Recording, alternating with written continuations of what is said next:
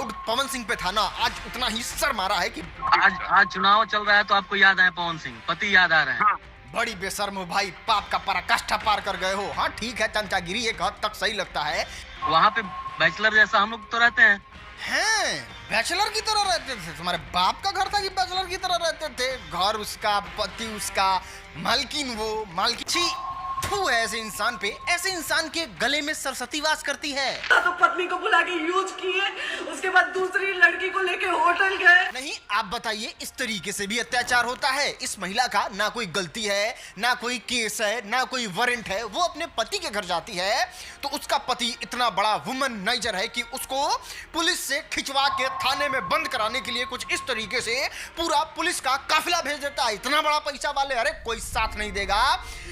इस जानवर का, इस दरिंदे का इस तरीके से बर्ताव करते हैं अपने पत्नी के साथ।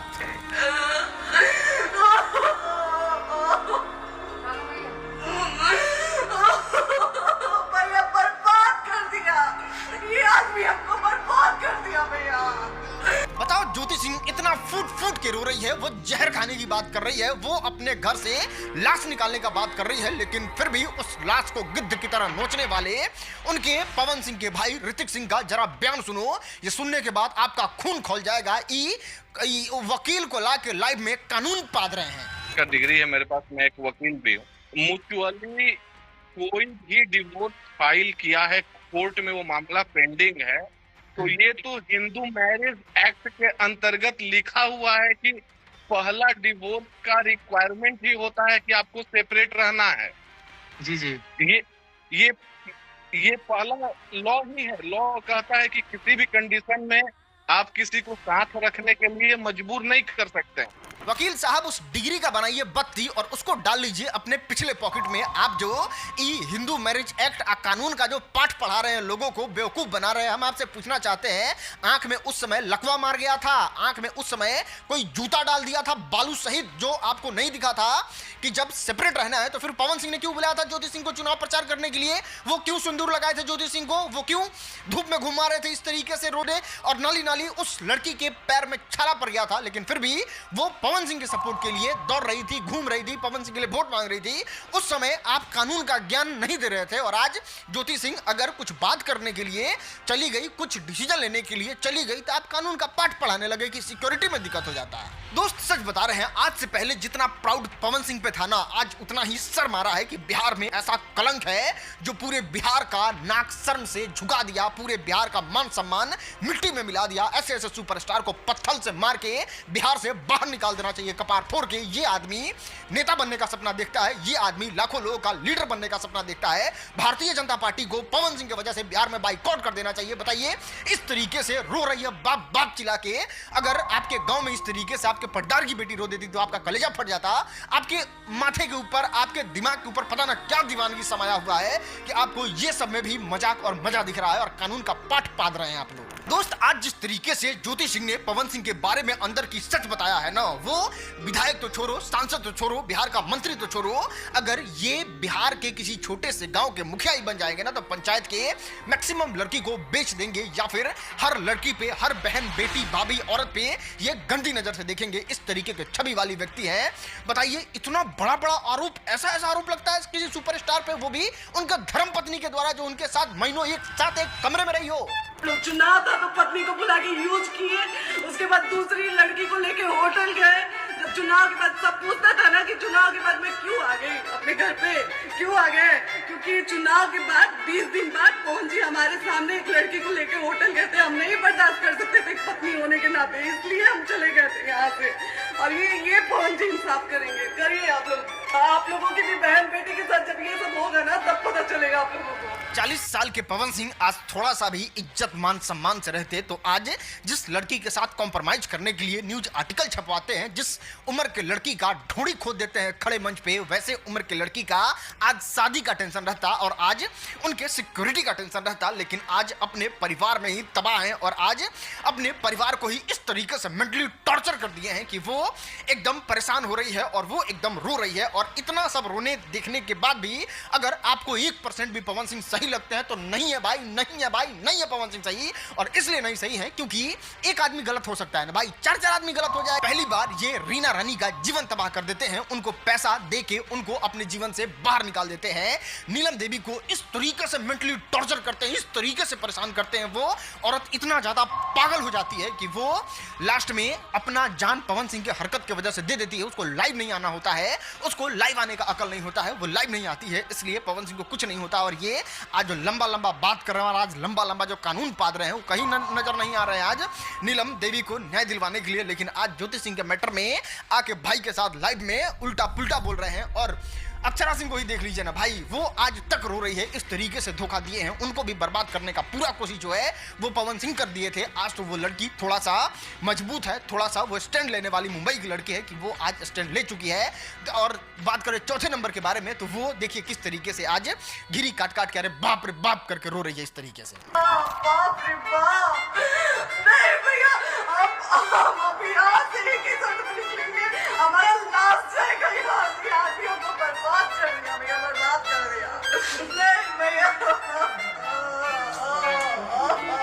और इतना सब कुछ देखने के बाद भी जिसके कपार पे फैनगिरी चढ़ा हुआ है ना, भगवान से दुआ करते हैं कि उसके भी बहन को पवन सिंह की तरह ही पति मिले और उस पति का सपोर्ट करने वाला आपके जैसा इंसानी हो। और आपके बहन को इस तरीके से रोना पड़ेगा तब आपको समझ में आएगा, और पड़ेगा ही अगर आप इस तरीके की मानसिकता का ये करते हैं ना, बहुत ज्यादा बखान करते हैं ना, बहुत ज्यादा दिमाग पे भूत सवार रहता है ना, तो बहन को और नहीं तो आने वाले भविष्य में आपकी बेटी को इस तरीके से टॉर्चर झेलना ही पड़ेगा। पुलिस भी वहाँ पर पहुंची तो सम्मानजनक ही उनको दो शब्द बोली है, जोर जबरदस्ती नहीं की है। अरे बेशर्म, तू सम्मानजनक कह रहा है? एक इज्जतदार घर की बहू, एक इज्जतदार घर की बेटी अपने पति के पास जाती है कुछ बात करने, कुछ मुद्दों पर डिस्कस करने, और वहां पे तुम लोग 4 गो पुलिस वाले बुला के उनको थाना में ले जाके बैठाने के लिए उसी वीडियो में बात कर रहे हो। और तुम कह रहे हो कि हम लोग सम्मानजनक तरीके से ज्योति सिंह को पुलिस से आरती उतरवा रहे थे ताकि उनको सुरक्षा सिक्योरिटी दिलवा रहे थे। तुम शरीर में जितना भी छेद है ना, उन सारे चीजों को खोल लो, सारे छेद को खोल लो और देखो उनको कितना सम्मानजनक तरीके से पुलिस वाले ले जाने की बात कर रहे हैं, जिसमें वो लोग खुद से कहते हैं कि आपके पति ने ही तो भेजा है सम्मान करने के लिए। बकायदा पोस्ट करके आए हैं हम। आपके पति द्वारा तो बोला जा रहा है, तभी तो हमारे यहाँ करो इधर करो, किसके द्वारा बोला जा रहा है, एक बार प्लीज बोल दीजिए, क्या करना है आपको? किसके द्वारा बोला जा रहा है? बिहार के लोगों को भी समझना पड़ेगा कि आज या कल में जब चुनाव आचार संहिता लागू हो रहा है तो अचानक उनको लखनऊ पहुंचने की आवश्यकता क्या पड़ गई। हाँ हो राजा, ज्योति सिंह के जीवन बर्बाद हो जाए वा तू लाइव में बैठ के आके कानून पा डाला ना। पवन सिंह तो जा रहे हैं तो 50 जगह मुंह मार रहे हैं। कौन ज्योति सिंह जाके 76 को यार बनाई है कि उनको अपने जीवन का कोई टेंशन नहीं है। पवन सिंह तो आज से 10 साल बाद 17 साल में जाएंगे तो ब्याह करने के लिए लड़की ढूंढेंगे तो 20 साल 25 साल की लड़की मिल जाएगी। ज्योति सिंह को मिलने वाला, खोजने वाला और उनके जीवन का यापन करने वाला कौन है? उनके सारे बहन सबका ब्याह हो जाएगा, भाई सबका ब्याह हो जाएगा, बाप मतारी अपना जहाँ उनका वो होगा, उम्र होगा तो वो लोग दुनिया छोड़ के चला जाएगा। तो तोरा कानून बदला से ज्योति सिंह के जीवन बच जाएगा क्या? उसके जीवन में जाके तुम खुशी दे दोगे क्या? जो डिसीजन होता है तो जल्दी होना चाहिए ना भाई। उनको उनका क्या डिमांड है? या तो आप मेरे साथ रहिए, या तो मुझे मेंटेनेंस दीजिए, या फिर वन टाइम सेटलमेंट करके मेरा जीवन छोड़िए। आप कुछ करने के लिए तैयार नहीं और लाइव आके ज्ञान दे रहे हैं। लोग इतना बेवकूफ है, तू है बड़का भाई, बड़ा कानून के ज्ञाता, कानून पढ़े वाला टिकट का डिमांड कर रही है। अब मैं ये शायद टिकट का भी डिमांड कर रही थी। अभी जो बिहार विधानसभा का भैया आज आज चुनाव चल रहा है तो आपको याद आए पवन सिंह, पति याद आ रहे हैं। हाँ, बड़ी बेशर्म हो भाई, पाप का पराकाष्ठा पार कर गए हो। हाँ ठीक है, चमचागिरी एक हद तक सही लगता है, लेकिन इंसानियत के नाते ही तो कुछ सोचो। चलो ठीक है, मान लिए ज्योति सिंह को टिकट चाहिए, चलो मान लिए ज्योति सिंह पवन सिंह का छवि खराब करने के लिए लाइव आ गई, चलो ज्योति सिंह को हम गलत मान लिए। लेकिन जरा नीलम देवी की जिंदगी पे आ जाओ। उस समय तो पवन सिंह उतने बड़े सुपरस्टार भी नहीं थे, उस समय तो चुनाव भी नहीं लड़ रहे थे, और उस समय तो नीलम देवी को कोई दिक्कत भी नहीं था। फिर भी उतना ज्यादा पवन सिंह की हरकत से टॉर्चर होती है, वो लड़की इतना ज्यादा परेशान हो जाती है, वो लड़की इतना ज्यादा फ्रस्ट्रेट हो जाती है कि रस्सा बांध के घेट में चौर के मर जाती है। इतना ज्यादा खराब हरकत पवन सिंह करते हैं। जाना नया दिवा दिया, जाना ओकरा इंसाफ दिवा दिया, वो ना करबा लाइफ में कानून पा दे। बैचलर जैसा हम लोग तो रहते हैं। हैं बैचलर की तरह रहते थे? तुम्हारे बाप का घर था कि बैचलर की तरह रहते थे? घर उसका, पति उसका, मालकिन वो, मालकिन आई तो तुम लोग बैचलर की तरह भागो वहां से बढ़िया बिस्तर उठा के, या फिर मलकिनी करके तुम अति करो, तुम उनका ऑर्डरली करो, उनको घर में बैठाओ, तुम लोग बैचलर वाला जीवन उसी समय से बंद करो, तो भागो वहां से। तुम लोग का कार्य कि तुम लोग उसमें बैचलर की तरह रह रहा है, बैचलर की तरह रह रहा है, और घर की मालकिन आई तो मालकिन के लिए तुम लोग पुलिस बुला दिया और लाइव आके उनको बदनाम करने का भी कोशिश कर रहा है। इतना हिम्मत! और तू है कौन भाई? पवन सिंह दो भाई हैं, पवन सिंह का एक भाई अगर बैचलर की तरह रहे तो 1 मिनट के लिए समझ में आता है, वो भी नहीं रह सकते हैं ना तुम चचेरा भाई, ना तुम मेरा भाई, ना तुम फुफेरा भाई, तुम पता पटदारी में का भाई आके पवन सिंह के घर में बैचलर की तरह रह रहा है, उस पे आके सफाई भी दे रहा है। इतना मन के बढ़ल। और इस बात को समझिए कि वो व्यक्ति किस तरीके के उत्पीड़न का शिकार होते हुए, किस तरीके के षड्यंत्रों का शिकार होते हुए, किस तरीके के साजिशों का शिकार होते हुए आज इंटरटेनमेंट की दुनिया से लेकर हर एक जगह आप लोगों का नाम कर रहा है। और अरे बाप रे बाप, तैका उत्पीड़न के शिकार भइल बाड़न पवन सिंह। एक गोरा के पैसा दे के सेटल कर देलन, एक गोरा के तबाह करके मुआ देलन, एक गोरा आज ले पॉडकास्ट में जाके रोता, एक गोरा घिरी काट के जाता घरे तो ऐसन दशा हो जाता। चारों में से कोई उत्पीड़न का शिकार नहीं किया, एगो बस आदमी इन सब करके उत्पीड़ित हो रहा है, वो पवन सिंह उत्पीड़ित हो रहा है। हाय रे मुंह मारो तोरा उत्पीड़न के। 7 साल से ये दूरिया चल रही है भैया। ये 7 साल पहले ये स्टार्टिंग साल में ये काम हो जाता, स्टार्टिंग में भी ये काम हो सकता था, तो शायद ये आज दिन देखना नहीं पड़ता ना उनको ना हमको। अरे बेशर्म, तुम नहीं जानता है 7 साल पहले कौन खुमार चढ़ा था पवन सिंह को? हम बताते हैं 7 साल पहले ये चीज हुआ काहे नहीं हुआ। 7 साल पहले पवन सिंह को खुमार चढ़ा था प्यार का अक्षरा सिंह के साथ।